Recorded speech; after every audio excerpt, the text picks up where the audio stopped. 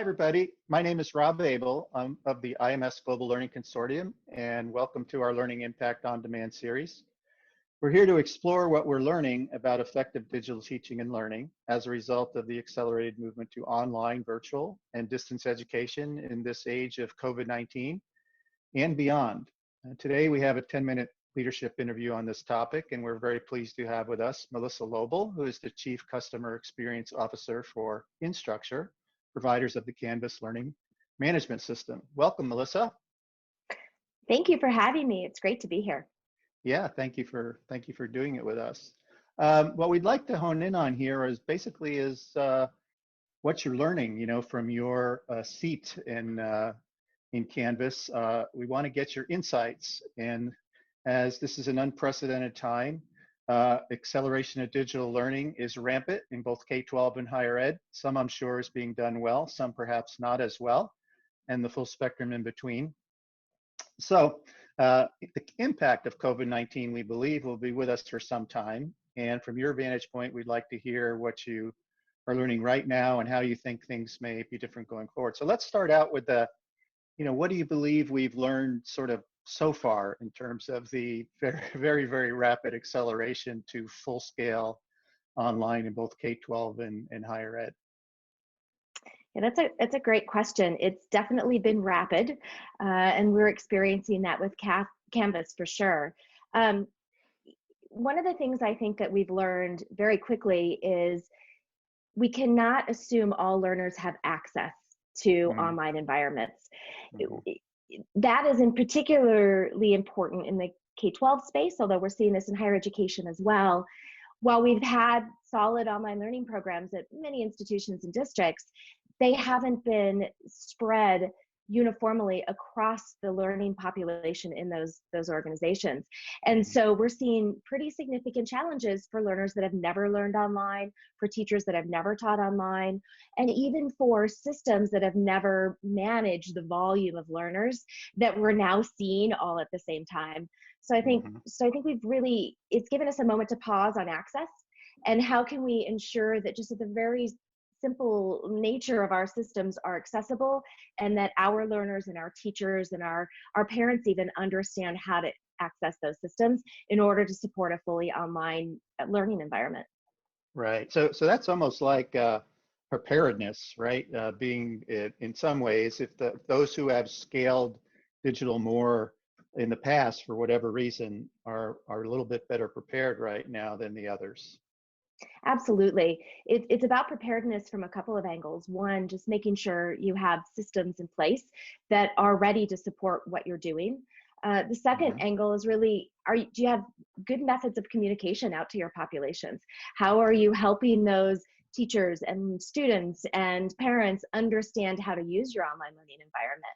And then third, it's about how are you creating the right kind of support structures so that those learners and parents and teachers know where to go for help, have the training materials ready for them so that they can jump online very quickly and effectively.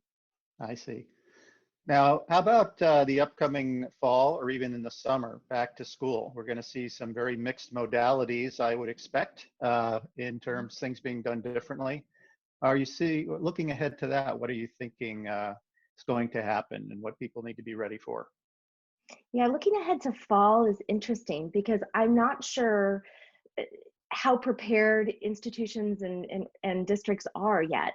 I'm a little concerned that I'm still seeing folks waiting to decide what to do based on where we see COVID.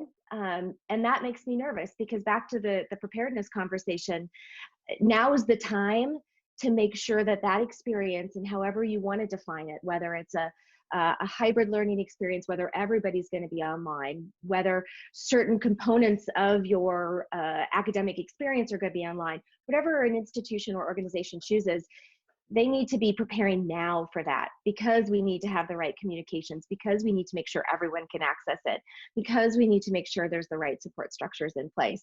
And so that's one thing that I'm a little worried about for the fall is that decisions are still being made and now's the time to make them and not wait to make those decisions. Seems like one of those situations where you have to hope for the best but be prepared for the worst, because literally anything could happen in between, and most likely things will be different. And so, yeah, that sounds like a great insight. Now, some are believing that because we have more folks involved now in digital learning, we'll learn something from this that will stick for the long run, even after we have a vaccine, hopefully, or whatever it takes. What do you think? That's sort of the most interesting question in many respects. Do you think we're gonna, some pieces of this are gonna stick, or there'll be differences in practice going forward? Yeah, this is definitely the question that's being discussed quite a bit right now. Is this dramatically changing the way we deliver education well into the future? And I think perhaps not dramatically, but it is changing the way we deliver education. I think options for how we deliver and how we reach students are expanding. I think the importance of the ecosystem is even more relevant in a world where we're going to be bringing multiple technologies together to deliver that new experience. Mhm. And finally, I think it's really important for us to think instructionally. How is this changing our practice? How are we thinking about engaging with students? How are we breaking some of the traditional patterns that we've had in the past around how we engage and interact, and how we take our own risks in our teaching and in our delivery of learning? So I do think it's going to change, and I think it'll change pretty significantly, but it'll change in a way that allows us to take more full advantage of the rich opportunities and the technologies and the ecosystems we're building. And I think it'll change in a way that allows us to rethink in a very safe and pro-risk environment around how we're actually delivering the teaching that we need to do moving forward. Right. So Canvas is known for having a very interoperable ecosystem of products, that integrate into Canvas. And do you have any insights that you've seen, either near term, midterm, or long term? And what are maybe the most important products that are getting integrated right now? Do you have any insights into that, or anything you're seeing? Yeah, so I think systems like Canvas, we were very lucky moving into this because we were interoperable, and that allowed for districts and higher education institutions to quickly integrate technologies that perhaps weren't being used at mass across that organization, and not have the integration be the challenge, but more how do we get folks trained on how to use those new technologies. So I think of Zoom and other web conferencing solutions. I think they're going to become the norm in learning, regardless of what these new models look like. And Hmm. being able to quickly leverage an LMS and a web conferencing solution together without having to go through significant technical hoops to have them work together in a meaningful way was really powerful. And it just shows how important that is moving forward. So I think it's web conferencing for sure. Hmm. I think we'll see a surgence of online proctoring, because we're going to be looking at finding ways to deliver assessment online in still somewhat controlled environments. I think Hmm. we'll see a resurgence in engaging content. So I think we've gotten away in the past with more static, passive content because it's Hmm. been part of a larger curriculum that's been developed. But if that content's going to be at the forefront of the curriculum, it's going to have to be engaging and effective, and it's going to have to be monitored, and data is going to have to exchange around how students are engaging with that content so that it can evolve very quickly and ensure that the skills that we're trying to deliver through that content really stick. Oh, those are great insights. Finally, we wanted to thank you and Instructure for being a leader in IMS Global Learning Consortium and our nonprofit work. Would you have any thoughts about just the impact of the IMS Global community work at this time and going forward? First, it's an honor to be part of that community. It's been my entire career in educational technology has been based on this idea of there isn't one single solution to deliver all of learning, but it's about creating really impactful ecosystems.